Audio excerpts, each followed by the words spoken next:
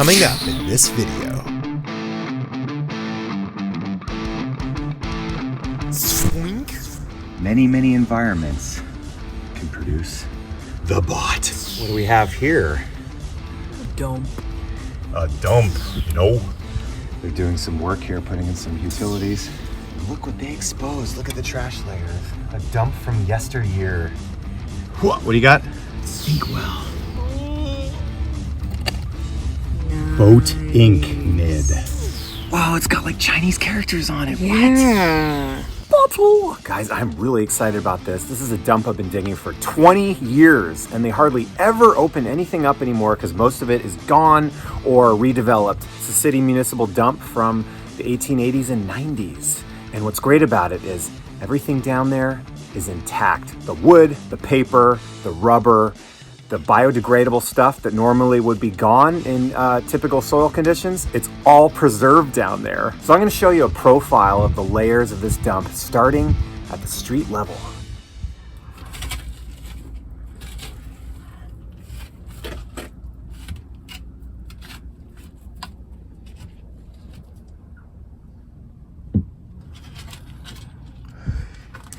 Here's a profile of the dump. There's the street. There's an ant farm. There's some cobblestone layer, salt blocks, a little layer of rust, early 20th century that they capped it off with. Got more rust, burn layer, sand, fill, and then you finally get to the trash about 5 feet down, and then it just plunges. Ash and leather and wood, and it just goes way down to the bottom. This dump was created by people dumping wagon loads of trash into a shallow 20-foot deep bay for a 30-year period between 1865 and 1895. Not only was this area a dumping ground, but it was also home to about 150 scavengers who made a living picking through the trash, collecting anything they could sell. They lived in shacks built atop piles of garbage, forming a community called Dumpville. From the San Francisco Morning Call, August 1895. Dumpville has a fluctuating population. It comes and goes. Nobody knows how or why. At the present time, the population numbers about 175. And a more wretched lot it would be hard to find. Their huts are made of old pieces of carpet or straw matting stretched over 4 upright poles, in height about 4 feet. Inside, there is usually to be found a pile of straw, a brick oven, and a few cooking utensils. The food of the settlement comes principally from the garbage pile that the city dumps each day into an adjoining pool. Bones, bottles, etc. are exchanged for luxuries, bread, spoiled meat, with now and then a can of foaming steam beer. A few of the men have work now and then, but it never seems to last long. Most of them, when not out watching for the garbage wagons that come and go all day, lie in their filthy hovels, bitterly cursing the state, the city, and the existing order of things in general. In Dumpville, the working element includes all those who are averse to begging and stealing. The men who stole forth from their miserable huts with the rising sun to look over the garbage for bottles, vegetables, and bits of rotting meat.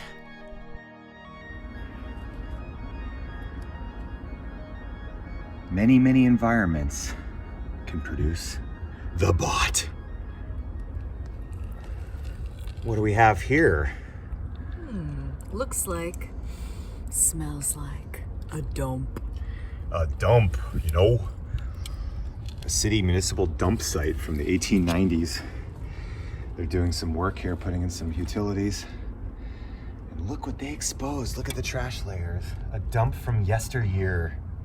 You got preserved wood. This thing's been moist for 120 years, so the metal's preserved, the wood, the bone. We'll just see what we'll see. It's beautiful.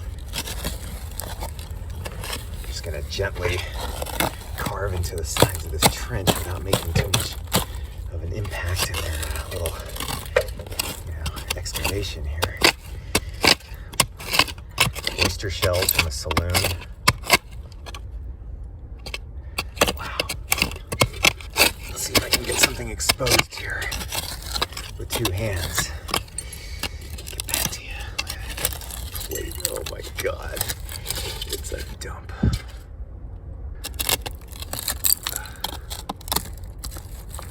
Piece of fabric, because this mud preserves everything so well. Yeah.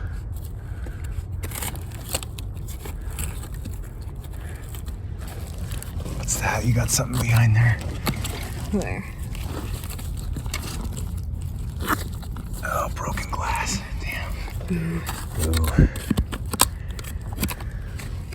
I'm getting the oyster saloons over here too. Just oyster bars. We're huge in the west coast cities. Look at all these. They use some oyster ketchup. Yeah.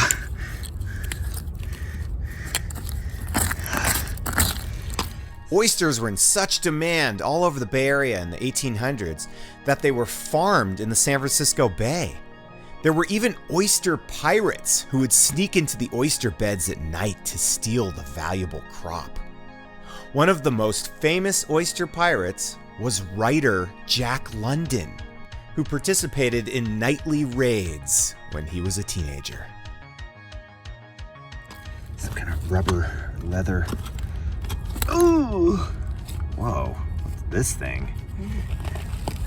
Is that part of a belt? Someone's leather belt? Yeah, it totally is. Or wait. No, but it's only, it's too small. Unless it was for a midget. Part of a horse, maybe? Horse tack? It looks like it was sewn into something. Yeah. Right here. Oh, like a strap? Must have been a strap. That's trippy. Everything's preserved so well in here. Whiskey's sticking out. I know it's broken, but... Oh, that's so crazy. Applied top. It's got the cork still in it. No way. Yeah. Look at that cork. Look at how preserved the cork is. You could use that in a different bottle. You could put that into a intact bot. Use it as a vintage cork. Here's a Ponnold soda from the Gold Rush with the original cork. That's actually from a broken bottle, identical bottle right next to it, and I just salvaged the cork from that broken bottle and put it into this intact bottle. Look at how perfect it is. 1850s cork wood. So if you can find an environment where it survives, save the cork, man. And you can use it in another bottle, and it makes the bottle look really cool and a little more authentic even, and rustic. It's just, what is this thing? Hey Paige, you want to straighten out this piece of brass and see what it was? I need my other hand to phone. Oh. Make it like folded in half, right there. What do you mean? Just take those two edges and separate them, yeah. What was it, man? Oh, never mind. Wait, What's in there? Is that a rattle? Is it an old baby rattle with the rattle thing inside? Oh my god, it could be.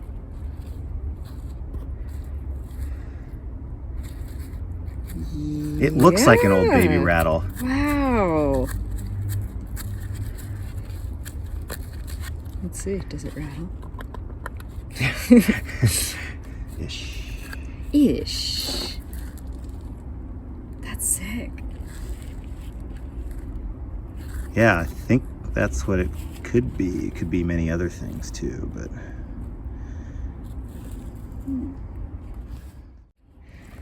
What are you getting? Whoa. What the hell are those things? So I found this first. It's like a little tile. And I found this one. Oh, it's got like Chinese characters on it. Yeah. What is that thing? Any Chinese viewers, chime in. What does this say? Yeah. What is it? Like a game tile piece or like? I was almost thinking a stamp, but I don't know. Oh yeah, but it would be like embossed if it was a stamp, not debossed. Maybe? No, it would be debossed, wouldn't it? Could be either way, but I'm dyslexic. Dude, that's crazy. That's Yeah, cool. it's a stamp or I've been finding tile out pieces. There's another little piece. Our first really cool relic. Yeah, we got to figure out what that says.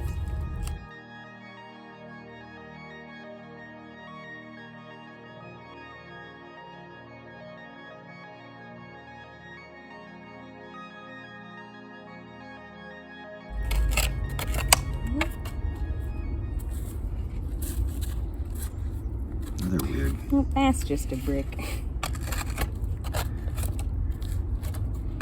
Got all the layers of wood that floated up because this dump used to be water. Right. You know, stuff used to float in here because it was a bay. Is it another one? Yeah. Oh yeah. Huh. You might be right with game pieces. Wow. One for each of us. Yeah. What is that? Trip out. Great find though. These are the mystery Chinese tiles. Totally. It's the Chinese color too, that jade color. Mm-hmm. You got another one. Are the characters the same or do they say different things? I do not know. What the other ones got? But we will find out. The case of the mystery Chinese tiles. Meanwhile, I got some really nice horsehair down here. Or coconut hair. Something. Hair, anyway. Weird. Or Andre the Giant's pubes. Check this out. I think I have a boat ink. Ooh. A boat ink nid. You want to film it? Yeah. The boat ink extraction. Or maybe not a boat, maybe it's just the one that has the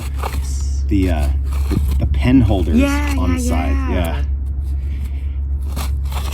It's a very nice boxer. Nice inkwell down there. See it? Oh yeah. I'm gonna resist the urge to be Captain Wiggly, just in case there's like a plate on top of it. Pull out the fabric with the whoa, it's got like buttons or in it? no, that's part of a piece of clothing with, look at that. It's a clothing design. Wow. Looks like See? beads. Yeah, Like it's wooden cool. beads. Yeah, clothing with wooden, or maybe a curtain or a blanket or Something, yeah. wow. Fascinating. Okay. Back to the business at hand. These bottles are waiting, and they better understand. They better understand that. Digging.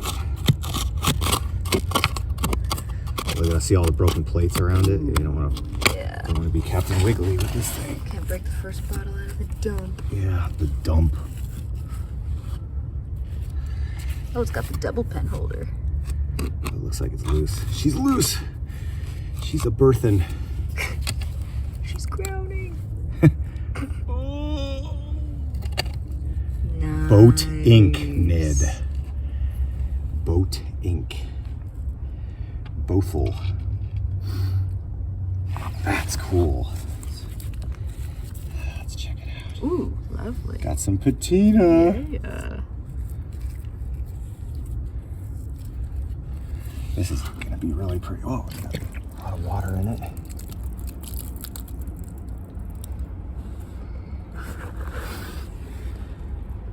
Oh, lovely patina. Sorry, I keep calling it a boat ink, but it's a a pen rest ink. Mm-hmm. Yeah, what are those? Do you know what these are called? Yeah, that's the thing. It's not a boat ink, but it's something else. But those are for the pens. Oh, well, if you float it down a river, it's a boat ink. Bothel. Nice.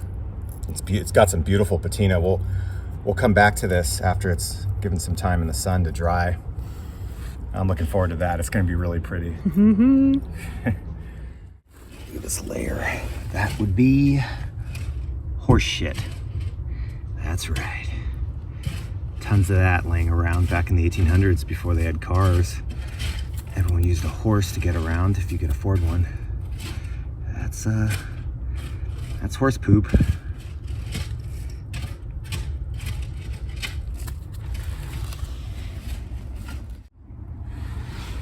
All right, what is this? Chinese. More beautiful Chinese stuff. I don't even know what that is, if it's a lid or a base or whatever. I think that's a lid to something, maybe going like that, but not really sure. Also, amazing piece of pottery over here. 2 pieces of it.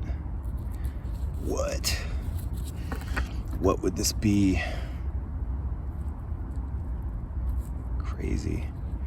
Never seen anything like that. Here's a walnut, preserved these nuts. Look at that. It just shows this thing's been wet the whole time. Nothing's decomposing. Maybe the oil. There's an incredible smell in here of kind of like an oily smell. More Asian pottery. You can tell by that green color. They love that color. Jade. Not sure if that's Asian or not. I think it is. Yeah, it's great. Whoa, great. Lots of great Asian stuff in this dump. Oh, there's another one of those things. Another one of them tiles. I believe these are tiles.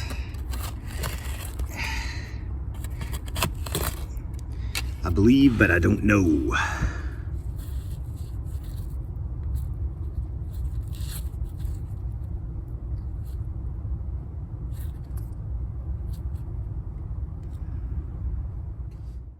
Would have been neat if it was whole. A little aperitif glass. Perfect place to drink a fine aperitif. We got a fork right there. Let's see. Fork or spoon? What do we think? Okay. I think it's a fork. Yeah. Oh, yeah.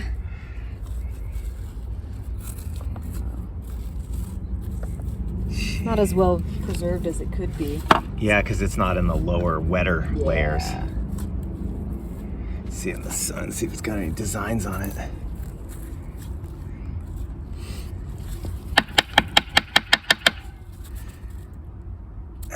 It's got a lot of corrosion. It's orange. What would that be?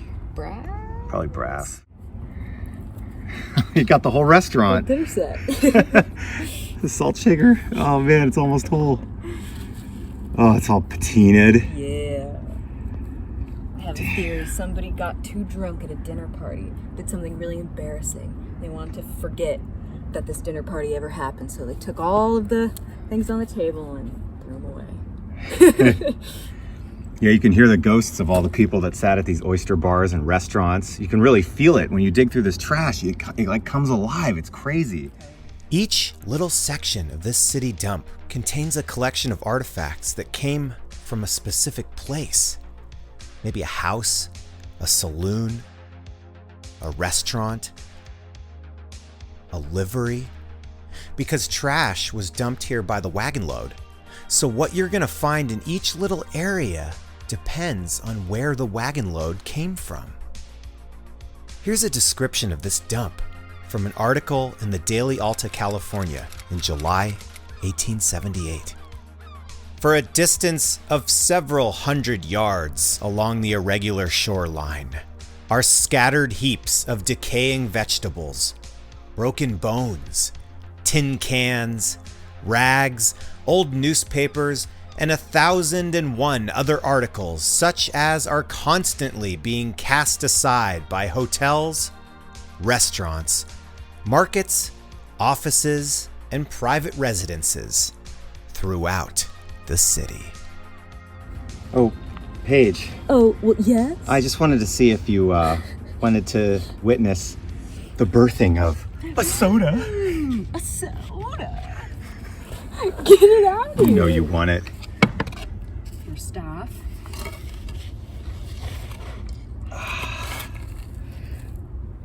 Oh, it's all there. Looks like a large size. What the hell is that thing? It's like a super hutch. Or am I just seeing things? Here, want me to film it? Look bigger? Yeah, sure. The birthing of a super hutch. Oh, she's loose. Crystal? What? What? It looks bigger than normal. It's a crystal. Oh, yeah. Oh, it's got all this stupid. Oh, That's got cracked it's cooked. through it. Yeah, someone threw it in an oven. Dang. Crystal, and that stands for Soda Water Company, San Francisco. They threw it in the. They probably. What happened was they probably threw this bottle in a bucket of trash mixed with hot stove ashes, and it probably just cooked it a little bit and added all this crackliness into the glass. Dang. Yeah. Oh, it's drying out too. Ooh, patina. This will be a lighter patina because it's probably a Western blown. Oh, yeah? Yeah. That's the Western same blown. crystal soda works? Yep. This is crystal soda. Taylor's patent, 1872. Yeah, this is crystal soda. But this would be like a late or a 90s one? This is about 1890, and it contained mineral water from a local reservoir, the Crystal Springs. Very nice. What do we got here? Extraction. Bromo. The Bromo, the most popular size. And the most popular color. Yeah, the only color. The classic hangover cure.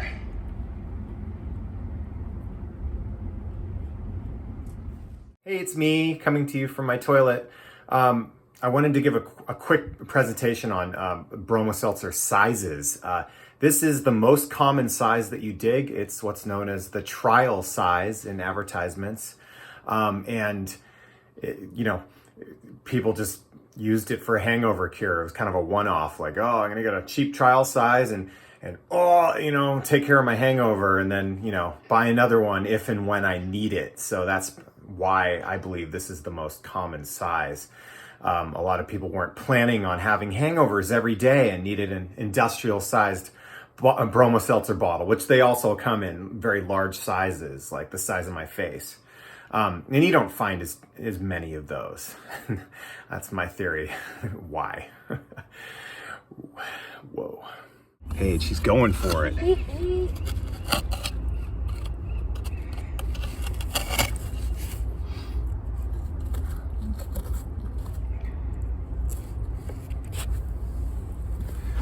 Ooh, that's gonna be some nice patina. I can tell already. Already. We'll put that in the sun, let her bake for about 10 minutes. Yeah. Yes. Good job. Thank you.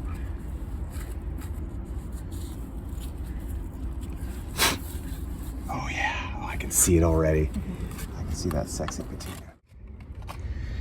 Little ointment pot. These were often used for toothpaste and cold cream and even gonorrhea cure. Ointment pot.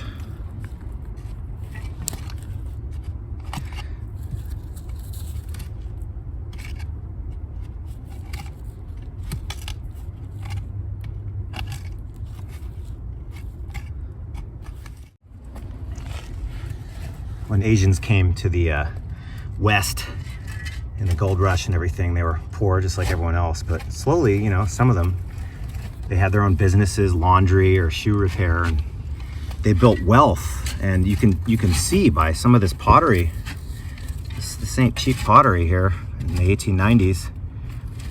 And so by the 1890s, in that 40 years that the Chinese families had to accumulate wealth, they did, and you can see it reflected in some of the stuff they were throwing away by the turn of the 20th century here.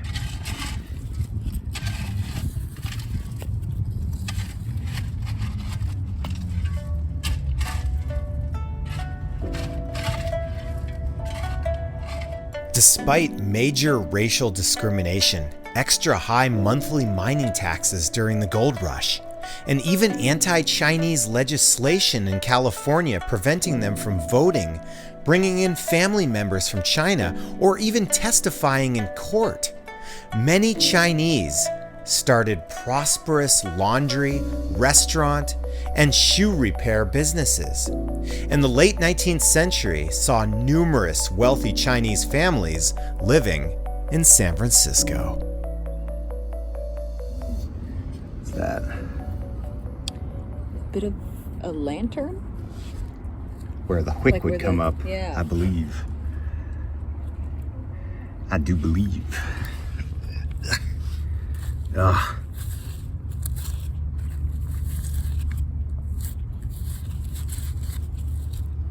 Beautiful rice bowl. I'm getting Asian persuasion back in here. Rice wine, top. Getting persuaded to stop digging here. I'm just kidding. Coding, if you please. Oh, sweet. Inkwell. I can barely see it.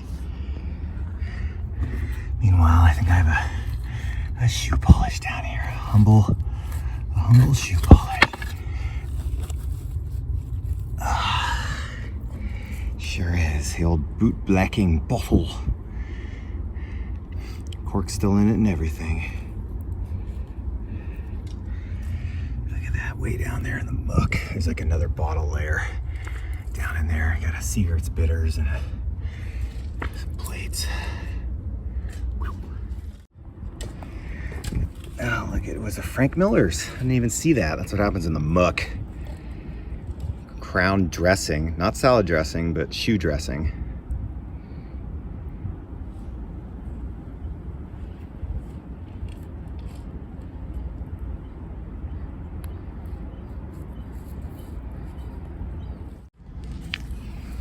Let's flip this piece of dirt up. I was like, I thought that was a little worm. I thought it was a worm. Look at that.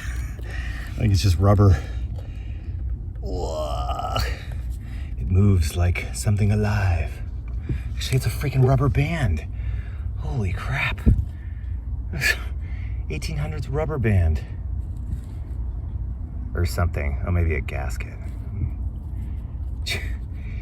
Any worm that would be surviving in here would be a mutant oil-eating worm.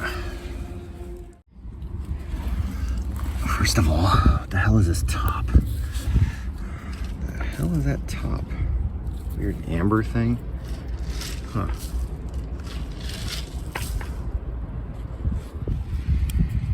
Second of all, something tells me I'm about to get really disappointed when I pull out this broken bottle. I recognize that too. Oh, crap. Damn it. Oh, that's a blue apothecary bottle. Let's see if I can read it. William Bryan Apothecary. Ugh. Dang.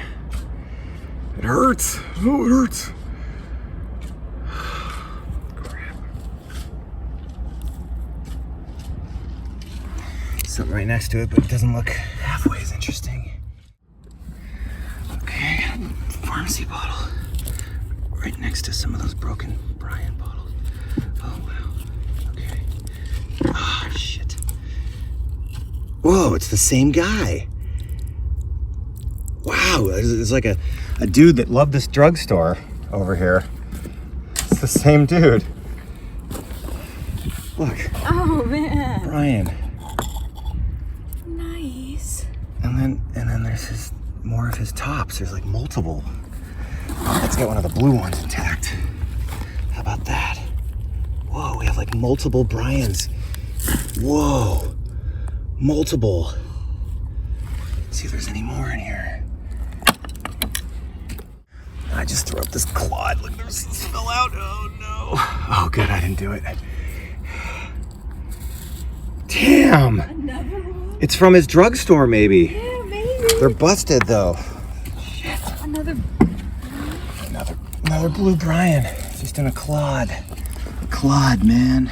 Everybody, get ready to pray to God. The bottle gods.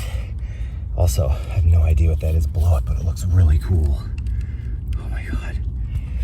Okay, here's why you don't want to wiggle bottles out. The base of this bottle is against this broken, jagged piece of shite glass right there. So if I wiggle this out like this, it could interact with this glass, causing the base to chip. Okay, so I'm gonna get this piece out first very carefully and not wiggle this piece out against this either. Okay, it's like a puzzle here. Okay. It looks like it might be whole this time, one of the Bryans. No damage, visibly. Here you go. Right. I got it. So see this? Right next to a nice breakable plate. Yeah, don't you love that? When there's a broken piece of junk right next to it. It's a cool plate though. Is that a bee on it? Oh, I don't know what this is, but I'm talking about this. See that?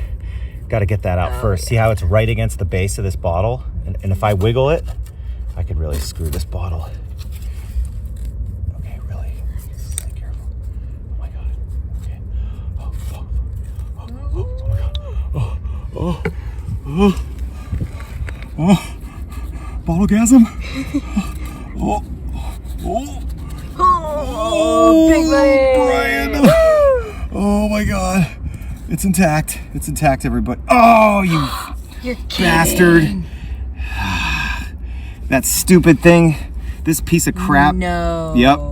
Years ago, and I didn't do it. It's old. I didn't do it. See that? See how it's patinaed in the chip? I landed right there and clipped it. That sucks. We got robbed. By this. Alright, let's get this. And what do we have strange here? Asian vase with a picture of a vase. What is Vaseception. this thing? It almost looks like a square bottle, but it's like decorative. I don't know what this is, but it's really cool looking. You've never found anything like this before? No. I don't know what it is. I can feel the part where it's probably busted. Well, yeah, I bet the top is going to be damaged because that's why they would have thrown something like this away. But wow. Whoa. That is amazing still. I think is it Asian? I think it is. Oh, wow. Look at that. Oh, there's a whole scene on it. They're in a little, Dude, it's like a lone wolf and cub scene. What? Ninja scroll. That's wicked. This side has the That side has a vase vase. on it. What's on the other side? Same thing. This is an amazing piece, broken or whole. Jeez. Bonsai. What? That is a trippy piece of Asian porcelain there. Wow. Imagine if that was intact. Whoa. I mean, that's the coolest piece of Asian porcelain I've ever found. I feel like it's so rare to have a scene of indoors on like. Yeah, totally. Like I've never seen anything depicted. I mean, yeah, usually they're outdoors. There's like a dude outdoors in the woods or boats or yeah, good point. Got the little like bamboo or tatami floor. Yeah. It's maybe it speaks of like, you know, how expensive the piece is. You know, it's not depicting peasants, it's depicting people with a big old house or a Maybe. I wonder if this was a temple. piece like made for tourists or if it was actually made by, you know, Chinese people. Yeah, like Chinese people. like they do today, you know, in Chinatown they sell tourist pots and vessels. I know, yeah, I'm not sure if back then they made things for white people consumption like that. I mean, probably. I mean, it makes sense that white people would probably, some people had a taste for that style. Sure. Very interesting. Look at the little rose. Is a rose or a peony motif on top? That's beautiful. It That is is. just absolutely a beautiful piece. Can't Broken wait to or clean whole. this up. Yeah. All right, the Bryan Drugstore, part 5 or whatever. Oh my God, come on. Oh, come on, it looks whole, it looks whole. Could it be? Could it be whole? I mean, it's unlikely, statistically unlikely. I don't see any chips on the base. At the top. Come on. There's gotta be something wrong with the top. Oh my God, I don't see anything wrong with the top. Oh my God. Oh my God. Oh, it's not even a Bryan. That's why they threw it away whole. It's an apothecary's haul. Oh. San Francisco. Apothecary's haul. Wow, there was a whole, that must have been like a grotto, like a whole market where people would go to get their various prescription. Apothecary's haul. I think that's what that was. It was a large place. It was like a market for pharmaceuticals. Mm-hmm. Lovely. Oh, finally. Lovely, The lovely. blue. Oh yeah, it's got the monogram on it too. Yep. In 1880's San Francisco, the Apothecary's Hall, with chemist B.B. Thayer and druggist William Bryan, operated in the Grand Hotel building on the southeast corner of Market and New Montgomery Streets, right downtown. Occupying most of a city block, the eclectic hotel was in operation starting in the 1860s through at least the 1880s. Its architectural style contained elements derived from Italianate, Second Empire, and neoclassical architecture. The building had 3 full stories, plus rooms on its mansarded attic level. Commercial shops lined much of the hotel's first floor, sharing space with a main lobby. I believe the area I just dug was most likely a wagon load of trash originating from this hotel site. Look at that patina. Oh yeah. Beautiful. Just gotta let the dryness of the air hit it just right. Oh man. What'd you find over there? About a third of a sleeve and a whole cuff. What's a sleeve and a cuff? I have no fashion sense at all. No, come on. Well, it'd be like this. A nice knit Whoa, shirt. what? Yeah. This is probably cotton. What age? Oh, I don't know. I mean, dust. It's hard to tell. What, Without don't the you like rest of the inhaling shirt. toxic chemicals I love airborne it. from the wind? I'd bottle it if I could. Yeah, it's hard to tell without the rest of the shirt, but yeah. I mean, the It's layer, knitted, the context. it's not woven, so Oh. it would have had some stretch to it. It's like a little, it would have been like a little sweater. For a man or a woman? A woman. I mean, this layer's at least 1890s. Mm-hmm. Yeah, I could see that being the case. Very cool. We don't know what color it was originally. It's been stained black by this mud. What colors could it have been? I mean, I Any just color, picture really. most clothing being black back then because of all those black and white pictures. I mean, so it could have been any color. Yeah, pretty much. Natural dyes, of course. Yeah. Didn't have synthetic dyes at the time. Way too cool for fashion school.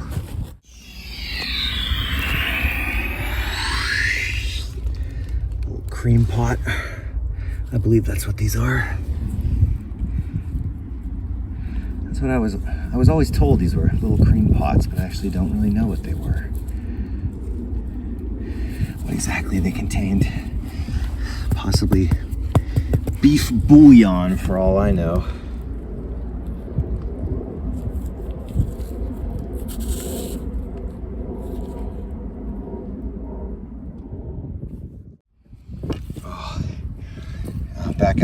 Back in the poop. Got the livery stable wagon load to the dump right here. Again. Hey Paige, I'm starting to get a headache from inhaling petrochemical fumes for the last 4 hours. What? I can't hear you. I can't see you. But not to be melodramatic, like I actually do. This stuff will give you a headache and it'll give you weird dreams. But it smells like bottles in the morning. This light certainly isn't favorable, is it? Actually look like I got a crappy haircut again, but no, I just washed it. Anyway, so we're gonna be back for part 2. Once we clear our sinuses and everything, we're gonna come back to the dump, and we have a whole nother really good special video for you guys with some really exciting finds in the next episode, but I'm just breaking it up. And you guys know why, shorter videos more often. So now I'm gonna do something I've been promising for a little while. I'm gonna hold a special raffle for my patrons who are helping me immensely right now, just helping me pay the bills. I'll just keep it brief there, but the help is greatly appreciated. I'm gonna do a raffle for a really special bottle that I found last winter during the superstorms. The raffle is gonna be for this tool top hand-blown GH Cutter whiskey bottle that I pulled out of the mud right in the San Francisco shoreline. This is a genuine artifact from the Old West, a Western whiskey cylinder. It's hand-blown, it's mint condition, and I'm gonna give it away to one of the people that is really helping me out right now because I really appreciate it. All right, so the way it works is I'm just gonna mix up the names in this here jar and then pull one out without looking. Okay, here we go. Excavate good bottles, come on, dun-dun-dun-dun. Excavate, yeah. Let the record show I'm not looking.